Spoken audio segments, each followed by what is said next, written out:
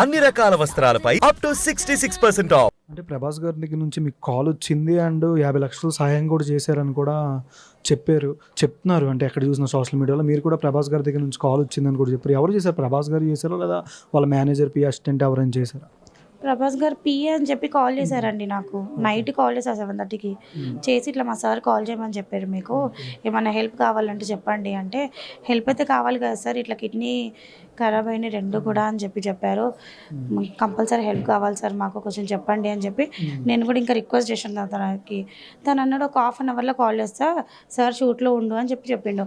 నేను నిజమే అనుకున్నా, అది నేను నంబర్ కూడా సేవ్ చేసుకోవాలని చెప్పిండు. మళ్ళీ తర్వాత నేను 2 డేస్ నుంచి ఎంత కాల్ చేసినా లిఫ్ట్ చేయట్లేదు, తను కూడా నాకు కాల్ చేయట్లేదు. ఫస్ట్ కాల్ ఎప్పుడు వచ్చింది? వాళ్ళ అసిస్టెంట్ గారు, ప్రభాస్ గారు అసిస్టెంట్ అన్నారు కదా, ఆయన దగ్గర నుంచి. నాకు రోషన్ అన్న మండే రోజు ఇంటర్వ్యూ అయిపోయిన తర్వాత అదే రోజు నాకు ఈవినింగే కాల్ వచ్చింది.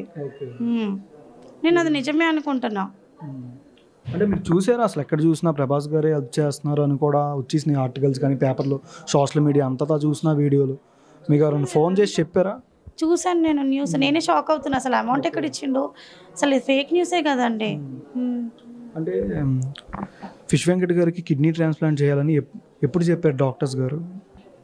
మాకు సండే రోజు మేము ఇక్కడికి వచ్చినాం. ఈ రోజుకి 5 డేస్ అవుతుంది వచ్చి. డోనర్స్ ఎవరైనా దొరికారా? అంటే ఉన్నారు, కాకపోతే బయటి వాళ్ళు వస్తున్నారు.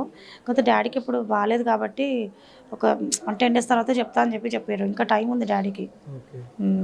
సినిమాటోగ్రాఫర్ మినిస్టర్ కోమటిరెడ్డి గారి దగ్గర నుంచి ఏమైనా సహాయం కానీ ఏమైనా అందిందా మీకు? ఏమైనా కాల్ కానీ అలాగా కాల్ ఏమైనా వచ్చిందా అని అడుగుతున్నాను. రాలేదు, ఇంకా రాలేదు. ఓకే.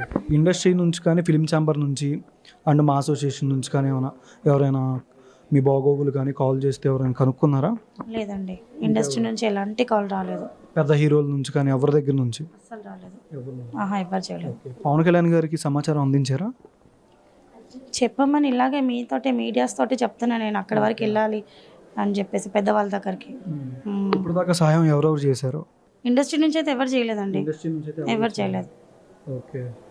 అంటే తెలంగాణ ప్రభుత్వం నుంచి కానీ అలాగే ఏమైనా ఏపీ, ఆంధ్ర ఎక్స్ మినిస్టర్ తను 1 lakh ఇచ్చారు ఈరోజు వచ్చి. 1 lakh ఇచ్చారు. మళ్ళీ నెక్స్ట్ మీరు అసిస్టెంట్ అనే పర్సన్ కాల్ చేస్తున్నారా? ప్రభాస్ గారు అసిస్టెంట్ అన్న పర్సన్కి చేస్తున్నాండి, 3 డేస్ నుంచి చేస్తున్నా. కాల్ లిఫ్ట్ చేయట్లేదు తను. లిఫ్ట్ చేయట్లేదు. ఓకే. ఫేక్ కాల్ అని ఎప్పుడు తెలిసింది మీకంటే? నాకు 3 డేస్ నుంచే తెలుస్తూనే ఉంది ఫేక్ కాల్ అని చెప్పేసి. ఎందుకంటే పిఐ అయితే లిఫ్ట్ చేసి మాట్లాడాలి కదా.